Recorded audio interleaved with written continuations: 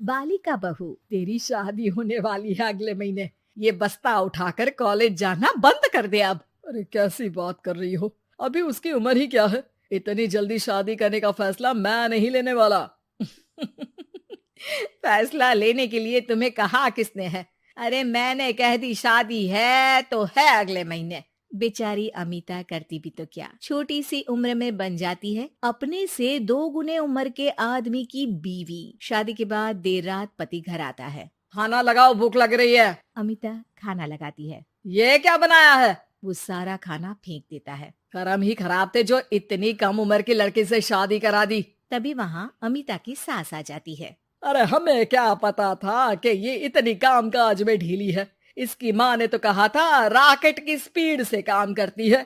अमिता को आए दिन ससुराल में ताने, गालियां और कभी कभी तो मार भी पड़ती। सुन जा, अपनी माँ को बोल 50,000 रुपए भेजे, फ्री में नहीं रखना है तुझे। अरे मेरी एक आंख का ऑपरेशन भी तो करवाना है। अमिता को सास घर से निकाल देती है। अमिता परेशान होकर मायके की ओर जाती है। वो घर तो पहुंचती है लेकिन वहाँ ताला लगा है। अरे अमिता बेटी, क्या हाल बना रखा है तेरे पति ने? कहाँ है वो? अमिता पड़ोसी के सामने रोने लगती है। मुझे नहीं जाना उस घर में चाची।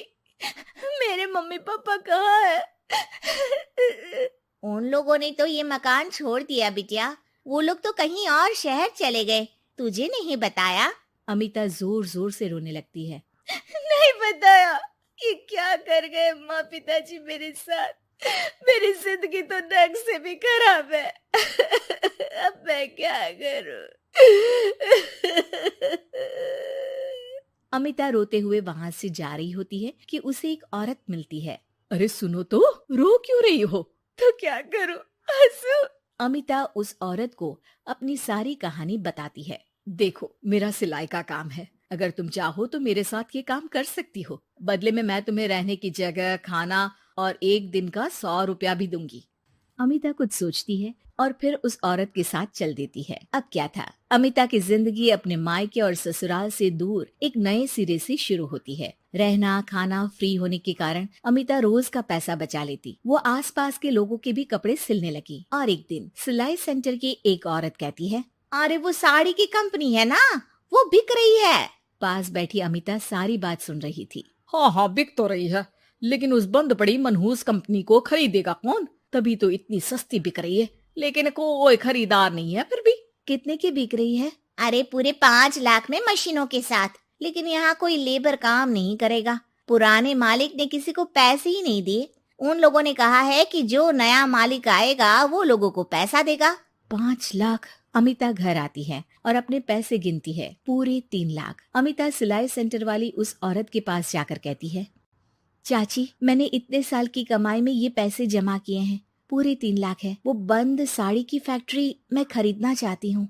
अरे अमिता, पागल हो गई हो क्या? वो 5 लाख की बंद मनहूस फैक्ट्री खरीदेगी, फिर लेबर का बकाया पैसा देगी, और वो फैक्ट्री चलेगी कि नहीं ये भी कोई नहीं जानता। लेकिन अमिता नहीं मानती। वो उस औरत से कहती है कि वो उस फैक्ट्री को खरीदना चाहती है और खरीद कर ही रहेगी। औरत भी अमिता की मदद कर देती है और फिर अमिता के नाम एक साड़ी फैक्ट्री हो जाती है। शुभारंभ वाले दिन अमिता लेबर से कहती है, मैं इस फैक्ट्री को दोबारा खड़ी करना चाहती हूँ। आप लोग इसमें माहिर हैं।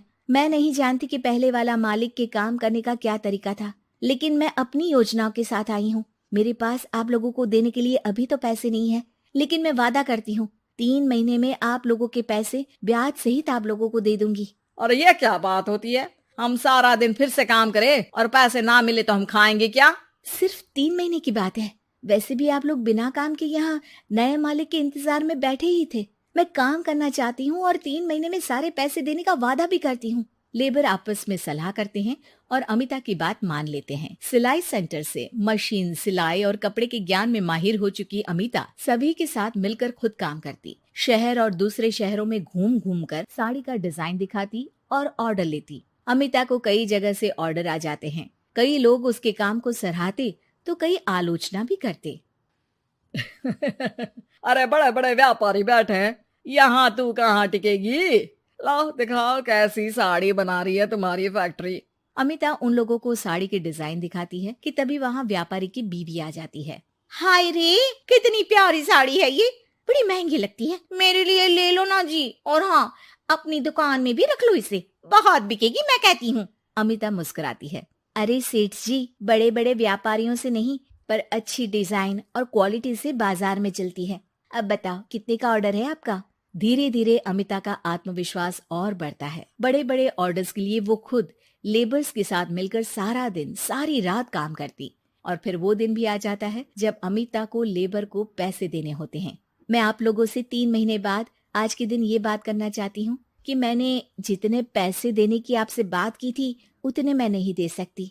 हम लोग जानते थे कि पर आपकी कंपनी तो फायदे में है, फिर हमारे पैसे क्यों नहीं देंगी? मतलब आप लोगों के बकाया पैसे, ये 3 महीने के पैसे और ब्याज के साथ मैं आप लोगों को 10% का मुनाफा भी दूंगी। सभी खुश हो जाते हैं। मेरा कोई परिवार नहीं है, लेकिन दिन रात आप लोगों के साथ काम करके मुझे आप लोगों में ही अपना परिवार दिखता है। अमिता की फोटो पेपर में छपती है। उसके बिजनेस मॉडल को पढ़ने के लिए कई बच्चे भी उसका इंटरव्यू करते हैं। अब अमिता 1 से 2 और 2 से 4 फैक्ट्री खोलकर देश में बड़ा नाम कमाती है।